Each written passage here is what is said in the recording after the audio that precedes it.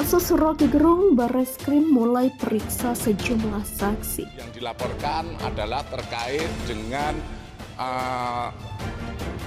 menyebarkan berita bohong, kemudian di mana termaksud dalam pasal 14, 15 Undang-Undang Nomor 1 Tahun 46. Jadi ini yang dilaporkan. Kalau yang kita ketahui bersama, kalau itu pencemaran nama baik seseorang dan lain sebagainya, itu merupakan delik aduan. Tentu saja yang bisa mengadukan adalah orang yang merasa dirugikan. Ya. Jadi sementara ini laporan polisi yang ada adalah terkait pasal 14, 15 Undang-Undang Nomor 1 Tahun 46. Melihat suatu pasal 15 itu adalah tidak berdiri hanya bohong. Bohong yang menimbulkan keonaran. Itu kualitatif. Jadi tidak bisa dipotong. Bohong yang memberikan kualitatif. Satu. Kedua, ini adalah delik material, bukan delik formil. Artinya bahwa dengan keonaran tersebut, dengan berita tersebut menimbulkan keonaran. Jadi berbeda, kalau memang betul Mbak Siri tadi, kalau pasal 15 itu ancaman 10 tahun, kalau pasal 14 10 tahun, pasal 15 itu hanya 2 tahun. Masyarakat ya atau kelompok-kelompok tertentu melakukan pelaporan atau melakukan aksi unjuk rasa terhadap peristiwa tersebut karena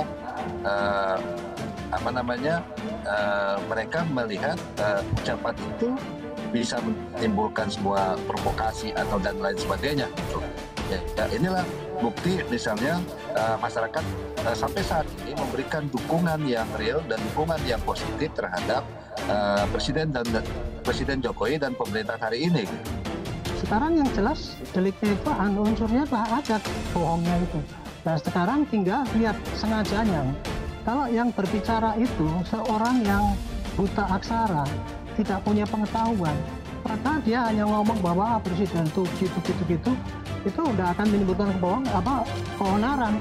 Tapi ini yang berbicara kan seorang yang pakar politik, dosen di mana-mana. Apakah dia tidak tahu kalau ucapannya itu pasti akan menimbulkan keonaran?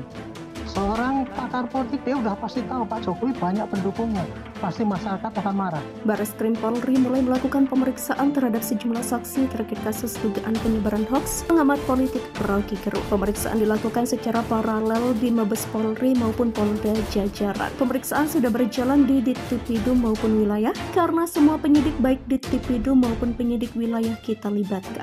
Ujar Direktur Tindak Pidana Umum Barreskrim Polri Brigjen Juhandani Raharjapura saat dikonfirmasi pada Kamis 10 Agustus. Kendati demikian, dirinya masih enggan membeberkan lebih lanjut ihwal siapa saja saksi yang sudah diperiksa penyidik dalam kasus ini. Semua masih berjalan baik Mabes maupun Satwil, jadi belum bisa saya jelaskan pastinya. Jelas Juhandani.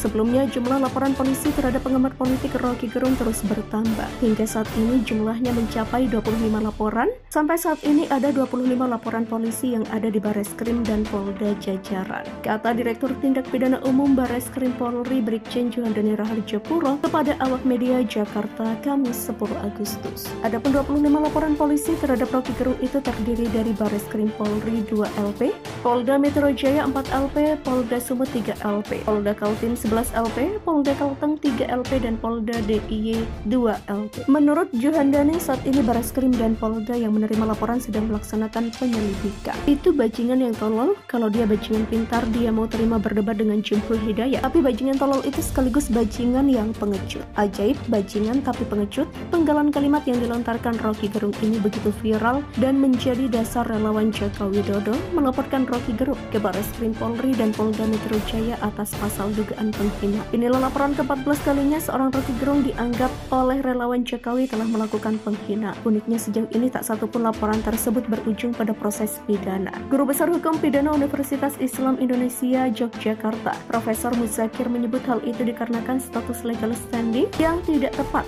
tak punya legal standing, tandas Muzakir. Ia justru mempertanyakan adanya dualisme sikap di tubuh Polri dalam merespon laporan terhadap Rocky Gerung. Seharusnya prinsipnya kalau Polri sudah menolak, ya menolak semua. Institusi itu bukan pribadi, jadi kalau pada level Polda menerima, panggil saja Mabes Polri biar polisinya diperiksa. Dia maunya apa gitu? Demikian tegasnya. Kebijakan kepolisian menurut Muzakir sejatinya harus jelas dan selaras, yang mana berdasarkan perkembangan hukum yang membuat laporan harus presiden sendiri dengan pasal penghinaan biasa.